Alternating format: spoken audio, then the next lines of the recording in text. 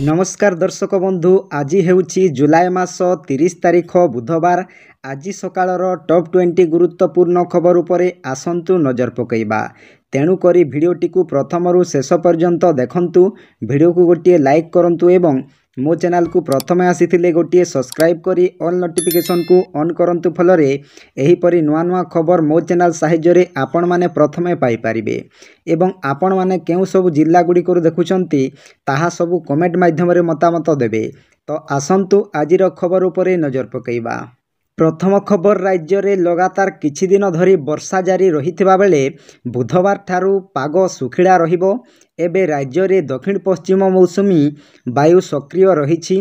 फलरे उपरबेला आळकू विभिन्न जिल्ला रे वर्षा होई पारे। मौसुमी ट्रफ एबे श्री गंगानगर, झुंझुन, उत्तर पश्चिम मध्य प्रदेश, संलग्न पूर्व राजस्थान, पान्ना, डाल्टनगंज और सेठारु पूर्व दक्षिण पूर्व दिगरे उत्तर पूर्व बंगोपसागर आड़कू गति करुछि। फलरे आज राज्यर किछि किछि स्थान रे बिजुली घड़घड़ी सह वर्षा रहिथिबा बेले आंचलिक पाणीपाग विज्ञान केन्द्ररू कुहा जाइछि।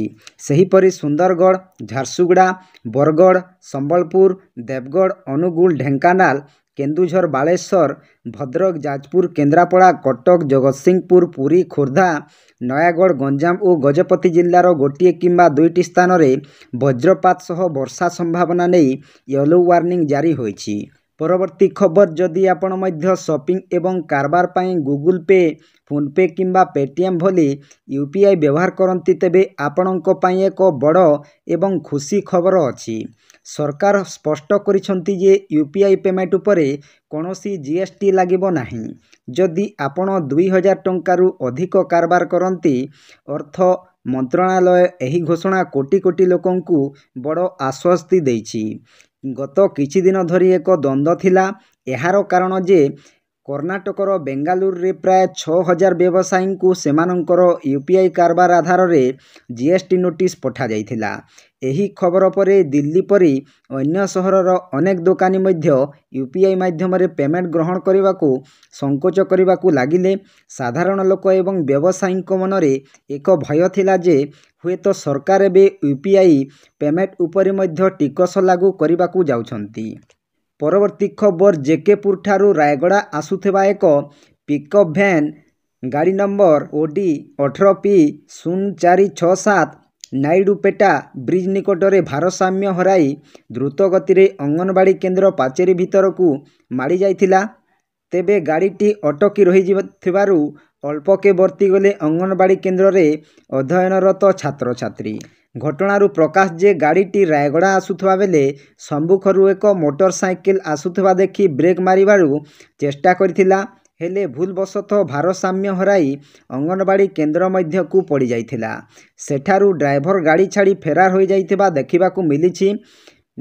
देखाहाणीकारी माने कहिबा अनुଯାयी बोधे ब्रेक बदल रे ड्राइवर एक्सीलेटर मारी देइथिबा जोगु एही बोली अघटन घटिछि।